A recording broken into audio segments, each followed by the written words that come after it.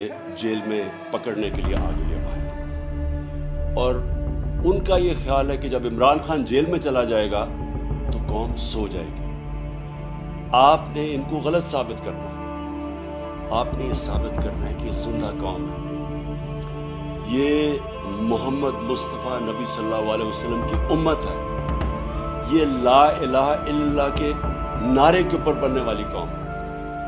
आपने अपने हकूक़ के लिए, हकीकी आज़ादी के लिए आपने जदोजहद करनी और निकलना बाहर। देखिए, इमरान खान को अल्लाह ने सब कुछ दे चुका है। मैं आपकी ये जंग लड़ रहा हूँ, मैं तो अपनी सारी ज़िंदगी जंग लड़ी और लड़ता रहूँगा, लेकिन अगर मुझे कुछ होता है या जेल में जाता हूँ या मार देते हैं तो आपने ये साबित करना है कि इमरान खान के बगैर भी ये कौम जदोजहद करेगी। और ये बदतरीन गुलामी इन चोरों की, और ये जो एक आदमी फैसले कर रहा है इस मुल्क के, ये कभी आप कबूल नहीं करेंगे।